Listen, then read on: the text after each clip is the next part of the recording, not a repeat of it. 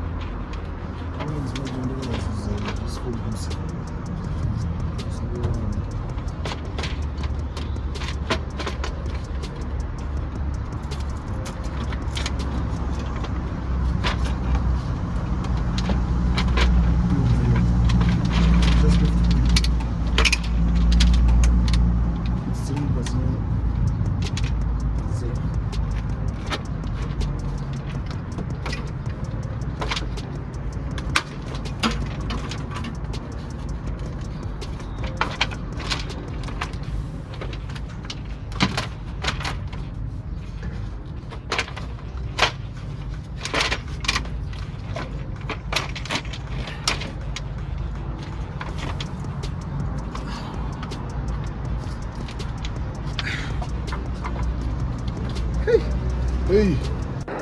Yeah, I guess the breathing says it all. We've been having a long day, but then this is only just a few moments before disaster. Later in the video, you guys are gonna see what is gonna happen to this car. So yeah, this is how it looks inside. It's not too bad. We started like at 8 o'clock. Now it's like around about 9:30. And then we are this far. It's out. Just need to reassemble everything. Just gonna go out to the spare parts to get a few things that we think are needed on the car. Out on a parts run. We're at the MD house. All your BMW parts you can find here. This is how it looks at their receptions just a few moments before my brother starts lying to me. Hey. This is the part that we are here for, and then after that we're gonna head home after paying for it.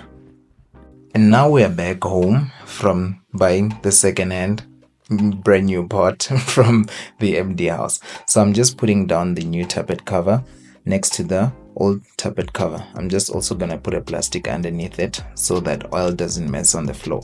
The reason why I'm bringing both the Tappet covers close to each other is because there's a few things, and not really sensors, but like a few grommets that I need to transfer over from the old Tappet cover to the new Tappet cover.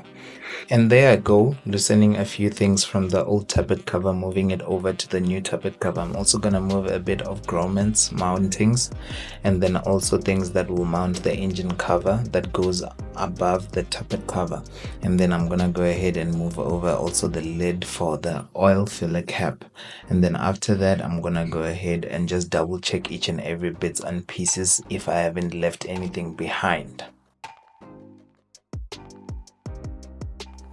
Right after preparing the new Tappet cover, I thought this will be a good opportunity to prepare my surface on the cylinder head. I thought I should use cup cleaner, and then I'll bring the camera closer just to show you guys a better viewing what I have cleaned out. So I first wiped off the dust, and then after that I used carburetor cleaner just to spray around the surface and then wipe it off so it can be as clean as possible. This is just a better view of what I was cleaning out. As you all can see, the surface is pretty clean on the cylinder head, also all the way to the back as I'm trying to show you guys. Now it is ready for me to install the new Tappet cover. Now is the moment of truth to start installing the new Tappet cover.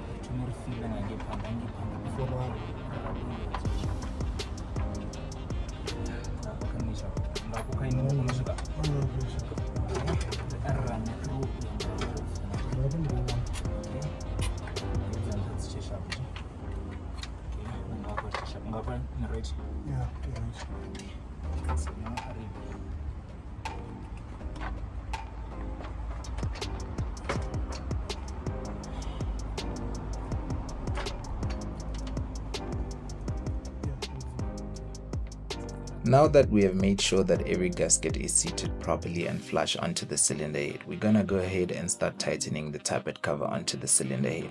But this is just a few moments before disaster, and like you guys will see it at the end of the video what happens. But you guys would be very helpful. Please don't forget to like, share and subscribe. So now the new tappet cover is in. I'm gonna go ahead and start assembling the coils, the injector rail and the wiring loom. After installing the PCV hose, I forgot to just tighten it down, so I started by tightening it, and then after that I'm gonna bring the injector rail and tighten it to the injectors and also onto the injector fuel line. So I'm gonna go ahead, after tightening it onto the tappet cover, I'm gonna go ahead and bring over the wiring loom and then just connect my injectors properly after bringing the wiring over, and connect my injectors so that I can prepare the wires for the coils, just to can get them ready when I bring the coils over. Now that I've brought the coils over, I'm just gonna start installing them one by one. I'll start by number one. The reason why I say number one, according to theory of mechanics, the cylinder that is furthest from the gearbox is cylinder number one. So I'm gonna start by connecting cylinder number one and double checking and connecting it properly, and later at the end of this clip I'm gonna show you guys how fancy BMW is with their connections. That was pretty cool for me, and it just took the cup, like the way the coils are connected onto each other and everything, and also onto the wiring loom. That was pretty cool. But I'm gonna go ahead and also start installing coil number 2, followed by coil number 3, and also coil number 4, and also coil number 5 and coil number 6, because it's a straight 6-cylinder engine. So it has 6 coils because there is 6 pistons. So it has 6 spark plugs, 6 coils, 6 pistons, and the list goes on and on and on. We're not gonna talk a lot about it because I don't want to get you guys confused, but this is the reason why there is 6 coils, because this is a 6-cylinder engine.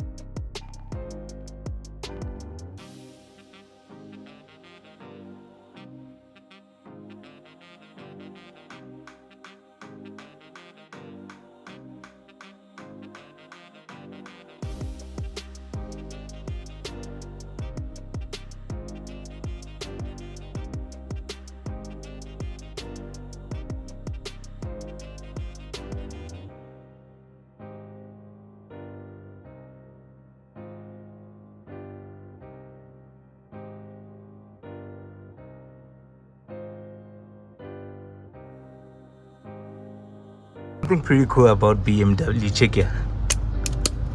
As you pull out, it pulls out the coil. Like, what? This is so pretty cool, man. And then you put it back in, you just push it, it will connect the coil for you. Okay, that's very fancy. So all 6. 1, 2, 3, 4, 5, 6.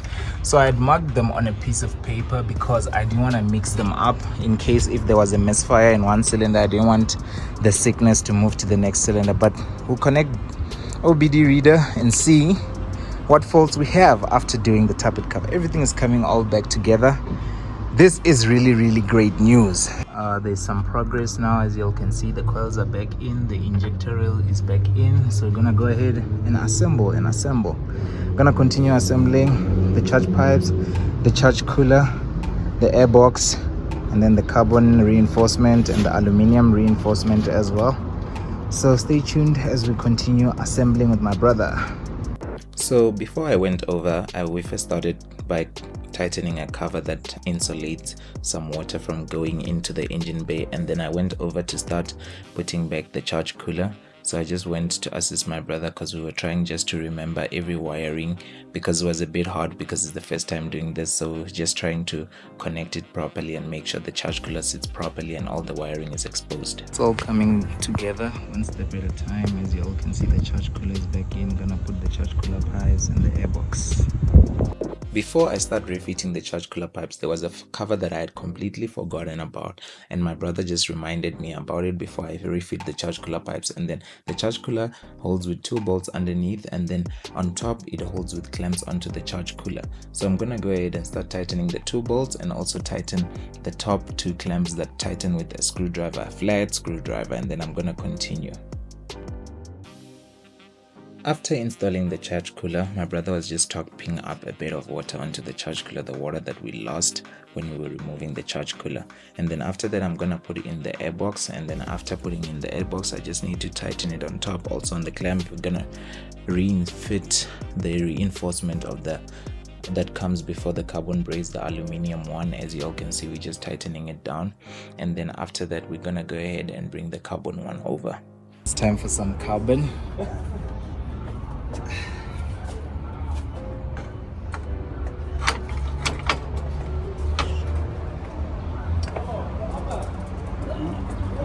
Tight on it.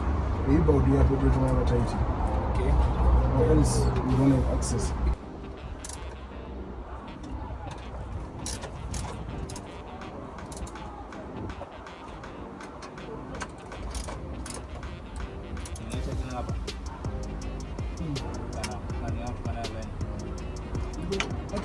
Tighten on start breeze. Oh.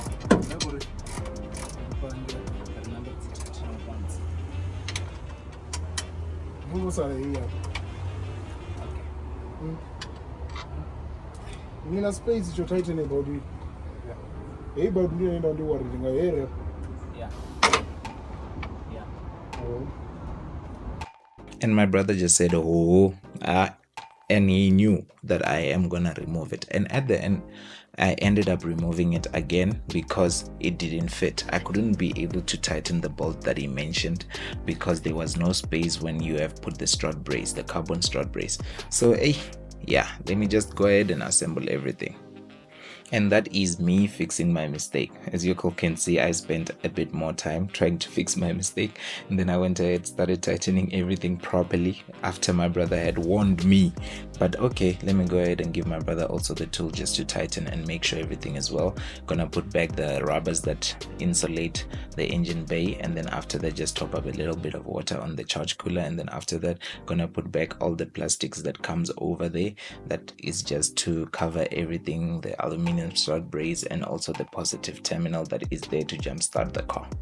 Last but not least, Empower engine cover.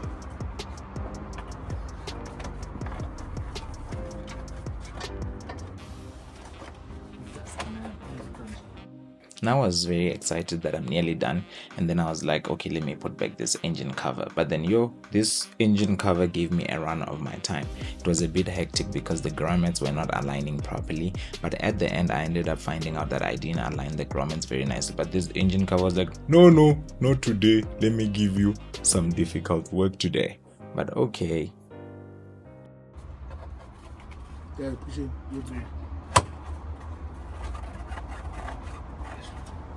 So now is the moment of truth. I'm gonna start up the car. Yeah, woman.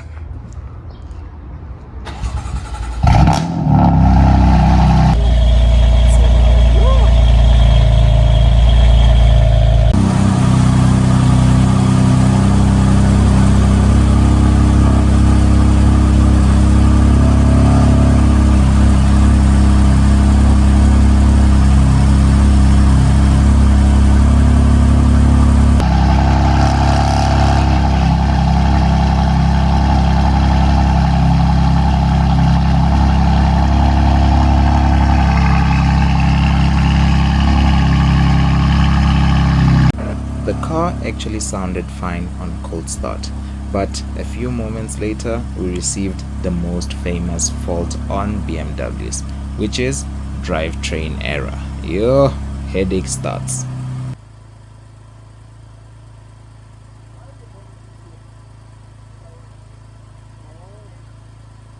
We were pretty satisfied and very happy that the whistling sound is gone.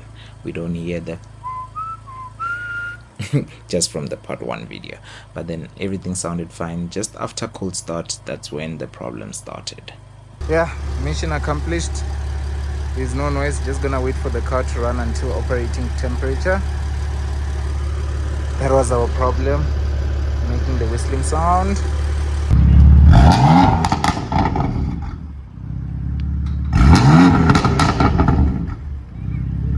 Me and my brother got carried away and we thought the car was 100% fine. We thought it was a good idea for us to now just go out and go for a test drive and see how the car is doing.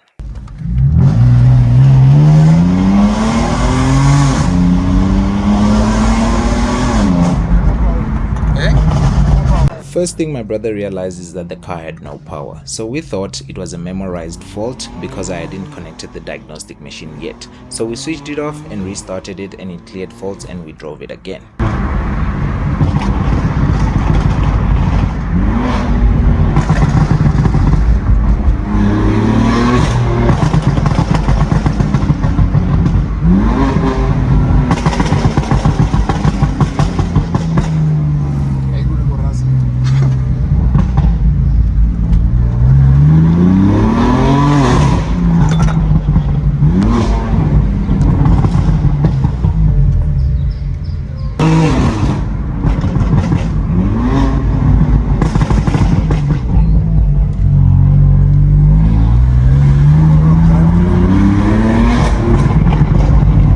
If you guys look closely, we received the fault again. We decided to go home and check it out. Since we got home and then we have drivetrain error fault, I thought this was a good opportunity to use my Diagnostic tool plus. Diag plus, just a point of correction. So I'm gonna go ahead and check out the health report, and then it's just scanning 14%. There's some faults that I'm picking up on the ICM, on the ABS, on the sound system, on the engine control unit, and also on the transmission control unit, if I'm not mistaken. And then as soon as I get to 100%, I'm gonna go ahead and go and check them individually. I'll start by the engine one because that's where I'm mostly concerned, because that's where the drivetrain error is coming from. So I'll just scroll down through them. As y'all can see, there's 7 on ABS. There's just a lot on them, but then ABS one was brake pads, which we already did a video on. You guys will see it on my channel, and that gives us fault codes on the engine transmission. There's a lot of them. So what do you do when you're busy diagnosing? The first thing that you will do is that you'll just look through, what are you looking at, what kind of faults do you have, are they permanent or are they intermittent? Yeah, intermittent, I got that word correctly, yes. So go ahead and just look through the faults again. What comes back? What came back is exhaust camshaft angle deviation with respect to crankshaft, and also intake. That is what is stressing me out. So I thought to myself that let me just get an overview what is going on, because with my diagnostic tool it's linked with Google. You can go ahead and just read what is going on with the car. So after reading everything, I came to my own conclusion that okay, you know what, this is way out of my league. So now it's time to call up for a backup plan. My backup plan is James.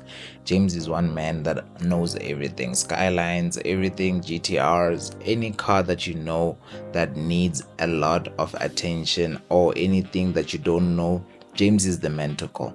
So I decided to myself, okay, it's talking a lot about Venus. I sent James the fault codes. It's like, okay, good, read data sampling on Venus. And there was one Venus that was not opening, which was the exhaust one. So I was like to James, so what do we do now? It's like, okay, we have some time, so I'm just gonna pull through and just come and try and assist you and help you out with the fault code that you're picking up. So yeah, he just ran and asked me, did I do everything correctly the way that I stripped it out? And I told him and explained him and walked him through the plan. But yeah, After that, it was just me and the car and James.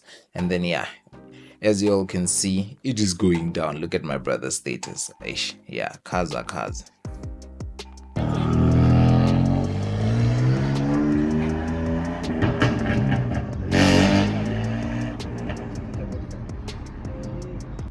You must know, when James is in the building, there is drivetrain error. James is just trying to clean out the Venus solenoids to try and make them open up.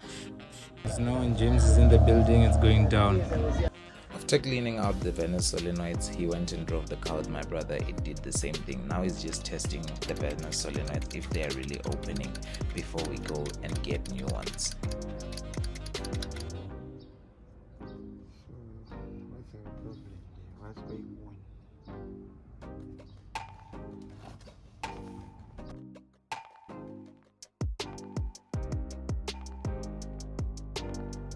So after testing, removing the Venus and putting them back in, and my brother and James test driving the car over and over again, it still did the same thing. Still had a Venus problem. So I was like, James, so what's your plan now? Now you have tested it, you have supplied power through to it. What do we do now? What is gonna fix the car? Because we didn't do anything. The car was driving fine and it had only the whistling noise. And then after we replaced the tappet cover, the whistling noise was gone. But then after that, problems started. So what do we do now? James came to a conclusion that one of these Venuses really have an extreme problem. So let's go and get brand new Venuses. So I guess the conclusion stays at one thing. I need to go and get brand new Venuses for this BMW M4 S55. But then the video won't be that long, so I'm gonna go ahead. I'll see all you guys next week on the other video where I've gotten the Venus solenoids and see how the car does after installing brand new Venus solenoids for testing. And then after that, I'm gonna be releasing my logo on this video at the end of this video. MJ the Tech logo. The merchandise is gonna come. I'm gonna get a few shirts, might get a hat and also beanies. So stay tuned. Please don't forget to like, share and subscribe.